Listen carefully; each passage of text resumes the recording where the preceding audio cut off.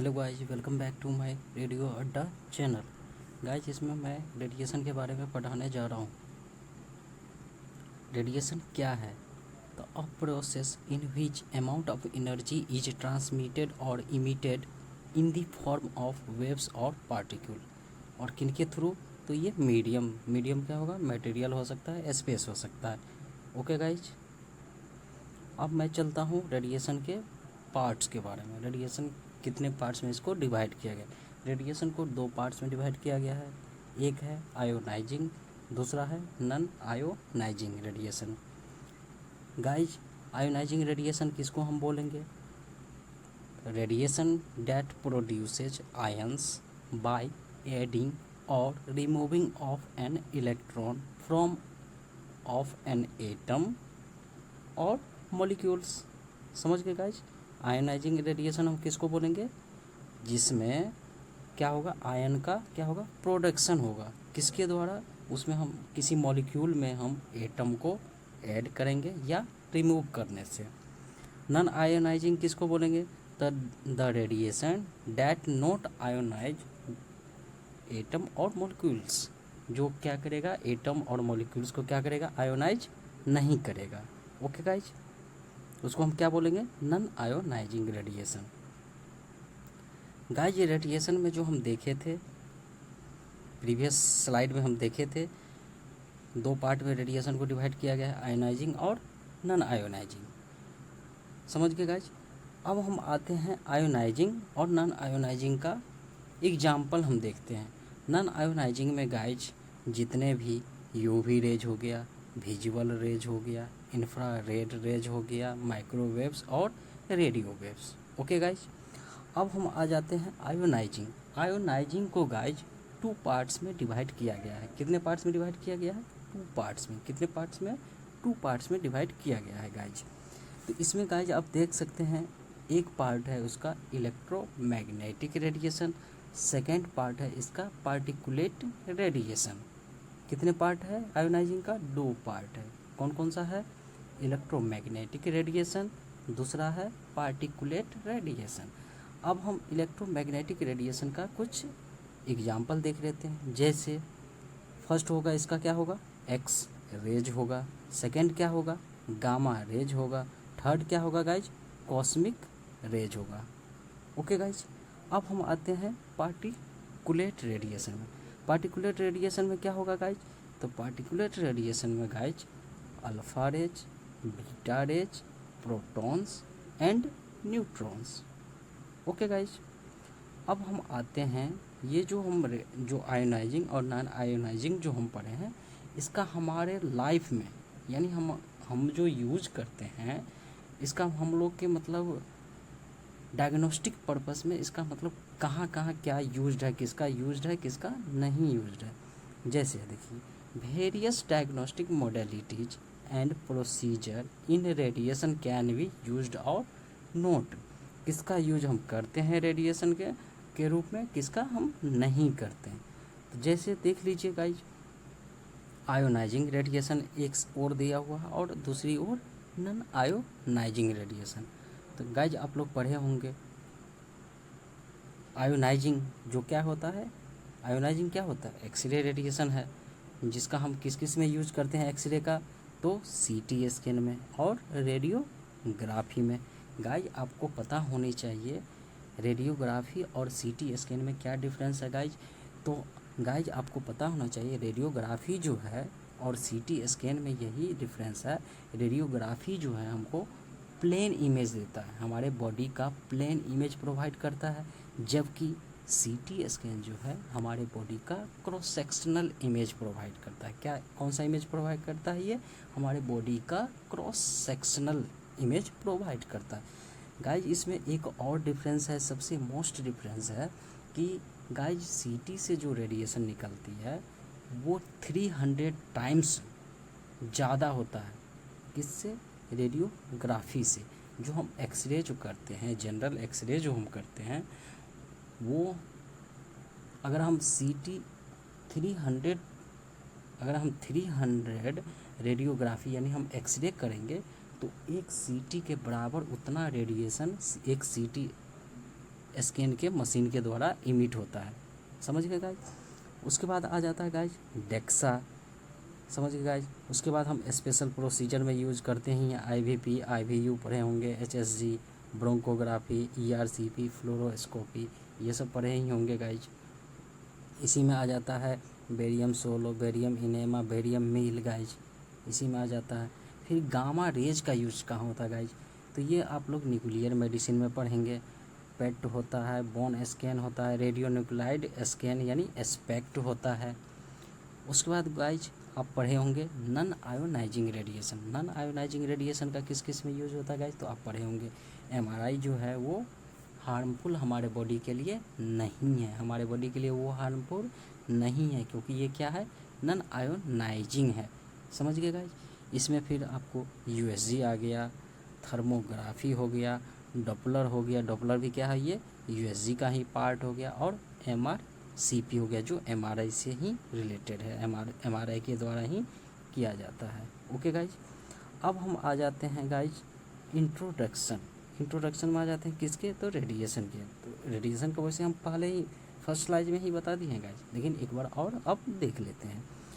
Radiation क्या है guys, it is the process by which energy is emitted और transmitted either क्या, particles और वेव्स के रूप में। समझ गए गाइज। अब कितने प्रकार के रेडिएशन होते हैं गाइज, तो आप देख लीजिए, अल्फ़ा हो गया, बीटा रेज हो गया, गामा रेज हो गया, एक्स रेज हो गया, एंड न्यूट्रॉन्स हो गया गाइज। अब इस सब का जो पेनिट्रेशन पावर जो होता है, पेनिट्रेटिंग जो ये पेनिट्रेट कर सकता है यानी डेप्थ में, उसका हम देख लेते हैं। तो गाइज आप देख सकते हैं अल्फ़ा जो है वो एक पेपर तक ही सीमित रह जाता है, यानी इसका पेनिट्रेटिंग पावर जो है एक पेपर तक ही, एक पेपर को ही ये भेद कर सकता है। उसी में गाइज आप देख सकते हैं इसमें बीटा रेज, गाइज आप देख सकते हैं बीटा रेज है। बीटा रेज जो है कहाँ तक, ये एल्युमिनियम यानी ये थीन एल्युमिनियम जो है उसको भी ये क्रॉस नहीं कर पाता है, कौन, बीटा रेज। उसके बाद हम आ जाते हैं guys gamma rays and X rays के बारे में, यानी ये दोनों के पास क्या होता है, एनर्जी ज़्यादा होता है। समझिए गाइज, ये दोनों के पास क्या होता है, एनर्जी ज़्यादा होता है। तो ये एल्युमिनियम फॉयल को भी क्या करता है, ये क्या करता है, ये पेनिट्रेट कर देता है, लेकिन ये लेड को पेनिट्रेट नहीं कर पाता है। इसीलिए आप लोग देखे होंगे जो हम लोग का जो मोबाइल बैरियर होता है एक्सरे में, वो क्या होता है, उसमें लेड का सीट लगाया होता है, लेड से। समझ गए। एप्रन में भी हम लोग एप्रन यूज करते हैं रेडिएशन से बचने के लिए, उसमें भी क्या यूज किया जाता है गाइज, तो 1.5 mm का क्या होता है, थिकनेस का लेड यूज किया जाता है गाइज। उसके बाद आ जाइए गाइज न्यूट्रॉन्स पे, देख रहे हैं गाइज न्यूट्रॉन्स क्या है गाइज, इसका पेनिट्रेटिंग पावर सबसे ज़्यादा होता है। इसका पेनिट्रेटिंग पावर क्या होता है गाइज, सबसे ज़्यादा होता है, जो कि क्या करता है, ये लेड को भी ये क्या करता है, लेड को भी क्या करता है, ये पेनिट्रेट कर देता है, लेड को भी क्या करता है ये गाइज, पेनिट्रेट कर देता है। नेक्स्ट गाइज आ जाते हैं on the basis of energy radiation is categorized into ionizing and non ionizing. समझ गए गाइज। अब ये वैसे हम हल्का फुल्का आपको पीछे भी पिछला स्लाइड में भी बता दिया, लेकिन फिर हम यहाँ देख लेते हैं। अब radiation, types of radiation guys, ionizing radiation, ionizing को हम आप पढ़े ही थे, पीछे में हम बताए हुए हैं कौन कौन सा होता है, दो पार्ट में इसको डिवाइड किया गया, कौन कौन सा, इलेक्ट्रोमैग्नेटिक वेव्स एंड दूसरा पार्टिकलेट, जिसको पार्टिकल भी बीम्स भी बोल सकते हैं या पार्टिकुलेट भी बोल सकते हैं गाइज। अब इलेक्ट्रोमैग्नेटिक जो होता है गाइज वो कौन कौन सा होता है, तो आप पिछले में आप देखे ही हैं, X rays and gamma rays. समझ गए गाइज। ये इनडायरेक्टली इलेक्ट्रोमैग्नेटिक जो होता है ये इनडायरेक्टली आयोनाइज्ड रेडिएशन है। कौन कौन सा है, इनडायरेक्टली है आयोनाइज, इसमें क्या क्या आता है, एक्स रेज आता है, गामा रेज आता है। एक्स रेज कैसे जनरेट होता है, ये न्यूक्लियस के बाहर जनरेट होता है। समझ गए गाइज, आउटसाइड और न्यूक्लियस, जनरेटेड आउटसाइड और न्यूक्लियस, यानी न्यूक्लियस से बाहर ये जनरेट होता है। समझ गए गाइज, न्यूक्लियस से बाहर। और गामा रेज कहाँ से इमिट होता है, ये न्यूक्लियस से ही जनरेट होता है, ये न्यूक्लियस डायरेक्ट न्यूक्लियस है, उसमें जो होता है ये न्यूक्लियस यानी आउटर सेल से एक्स रेज इमिट होता है। Okay guys. अब हम पार्टिकुलेट को हम देख लेते हैं। पार्टिकुलेट को भी दो पार्ट में बांटा गया है, एक है चार्ज पार्टिकल बीम्स, दूसरा है अनचार्ज पार्टिकल बीम्स। एक है चार्ज पार्टिकल्स बीम्स, दूसरा है अनचार्ज particles beams. Charge particles beams में हम देख लेते हैं गाइज। चार्ज पार्टिकल्स में क्या क्या है, alpha particles, beta particles, proton beams, neutron beams, tritium beams, heavy ions beams. समझ गए गाइज। उसके बाद इसे ही में आ जाता है कौन सा, charge meson beams, fusion fragments etc। समझ गए।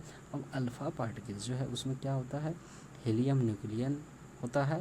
ह्यूमन हीलियम क्या होता है भाई, न्यूक्लियाई होता है, जो क्या करता है, कहाँ से इजेक्ट होता है, न्यूक्लियस से, ejected from a nucleus. Beta particles क्या होता है भाई, तो ये इलेक्ट्रॉन्स है जो इजेक्ट होता है, कहाँ से इजेक्ट होता है, न्यूक्लियस से इजेक्ट होता है। Okay guys.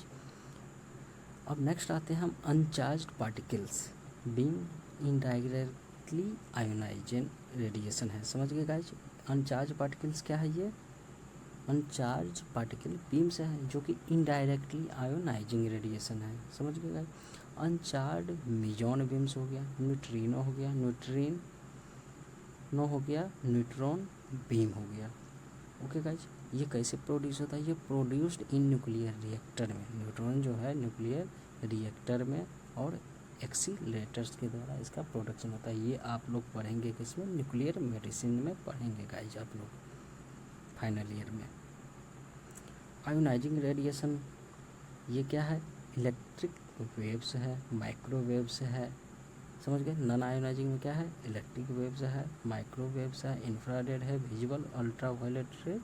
समझ गए, रेडियो वेव्स, यही सब है। अब हम आ जाते हैं guys unit of radiation exposure. Unit of radiation exposure क्या है गाइज, तो इसको हम रोंटजन बोलते हैं। क्या बोलते हैं, रोंटजन बोलते हैं गाइज। इसी में हम थोड़ा बहुत एक्सपोजर के बारे में जान लेते हैं। एक्सपोजर क्या है गाइज, तो एक्सपोजर जो है ये अमाउंट ऑफ एक्सरेज है that will be released from a charge of 2.58 into 10⁻⁻⁴ coulomb per kg of air. Okay guys. और ये कहाँ पे होता है, under standard temperature and pressure. Okay guys. अब हम इसका SI यूनिट हम देख लेते हैं and conventional unit. Guys SI unit of exposure, exposure को ही डॉज भी बोलते हैं, जो कि SI यूनिट जो होता है वो कूलम पर kg होता है। गाइज ये क्वेश्चन बहुत बार पूछा गया है और ये पूछा जाता है, तो इस पे आप लोग ध्यान रखेंगे। नेक्स्ट आता है गाइज कन्वेंशनल यूनिट। गाइज जो हम पढ़े हैं वो कन्वेंशनल यूनिट है। जो कन्वेंशनल यूनिट क्या होगा गाइज, रोंटजन। क्या होगा गाइज, रोंटजन। गाइज आप लोग से मेरा यही विनती है गाइज, आप लोग आपको मेरा वीडियो यदि अच्छा लगे हो तो आप प्लीज़ सब्सक्राइब सपोर्ट करें, हमको सब्सक्राइब कर ले, लाइक करें एंड शेयर करें। Okay guys, thank you.